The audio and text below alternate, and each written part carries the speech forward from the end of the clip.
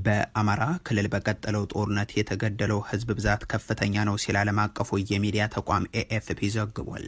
የብልጽግናው አገዛዝም የፋኖ ኃይሎችን በየገቡባቸው አካባቢዎች ጥቃቶችን ማድረሳቸውን አሳውቋል። ክልሉ በስብሰባ ማዕበል ውስጥ ሲሆን አረጋ ከበደ ደግሞ እንደራደር ብሏል። የፈረንሳዩ የዜና ምንጭ ኤኤፍፒም በአማራ ክልል ዓመታትን የተሻገረው ጦርነት ሰለባዎች ውስጥ አንዱን ማሳያ በማድረግ ዘገባውን ይጀምራል። አርሶ አደር በለጠ መልኬም ብልጽግናዎች የጅራፍ ፖለቲከኛ እያሉ የሚያራክሱት እንደ ማንኛውም የአማራ ክልል አርሶ አደር ተፈጥሮን ጠብቀው መንግስቴ ያሉትን አካል የሚልከውን ማዳበሪያና ምርጥ ዘርም ተማጽነው አምርተው የሚኖሩ ገበሬ ናቸው። ግን ይህ አገዛዝ ኢትዮጵያውያን በየቤታቸው ጦርነት ምን እንደሚመስል ሊያሳያቸው በየቀየውም ሰራዊቱን አሰማርቷልና አቶ በለጠም የዚህ ሰለባ ሆኗል።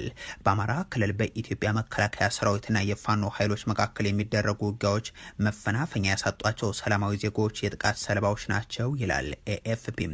ከጥቂት ወራት በፊት በአንድ የአማራ ክልል ገጠራማ ስፍራም አገዛዙ የላከው ጦር ዘመቻን ይከፍታል።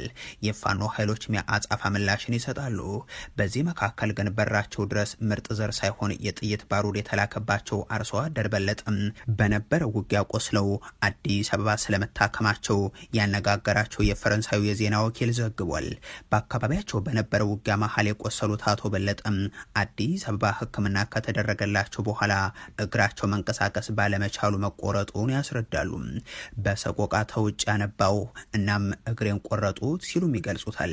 ኤኤፍፒ የፋኖ ኃይሎች እንቅስቃሴን ራስን የመከላከል ታጣቂዎች እንቅስቃሴ ሲል ከገለጸ በኋላ የአማራ ክልልም ወደ 3 ዓመታት ለተጠጋ ጊዜ ውጊያን እያስተናገደ ስለመሆኑ ይጠቅሳል። የአማራ ክልል ኃይሎች ከትግራዩ ጦርነት ማግስት በፌዴራሉ መንግስት እንደተካዱ እንደሚቆጥሩ የሚያነሳው የዘገባ ምንጩም በተለይም በፈረንጆቹ 2023 ሚያዝያ ወር ላይ የአራት ኪሎ አስተዳደር ፋኖና የአማራ ክልል ኃይሎችን ትጥቅ ለማስፈታት መሞከሩ ጦርነቱን እንዳቀጣጠለውም አንስቷል። ከሰልፍ ወደ ሰይፍ ያደገውን የክልሉ ወጣቶችን እንቅስቃሴ ዛሬ ላይ ብልጽግናዎች ባንዳ ባዳ እያሉ የዳቦ ስም እየሰጡ መሰረታዊ መነሻውን ቢክዱም ኤኤፍፒ ቀጥሎም መንግስት በክልሉ የደነገገው የአስቸኳይ ጊዜ አዋጅም ጦርነቱን ማስቆም የቻለ አይደለም በማለት አመልክቷል። በአሁኑ ወቅት ፋኖ አብዛኛውን የክልሉን የገጠር አካባቢዎችን የመንግስት ወታደሮች ደግሞ አብዛኛውን የከተማ አካባቢዎችን ተቆጣጥረው ይገኛሉ በማለትም ያትታል።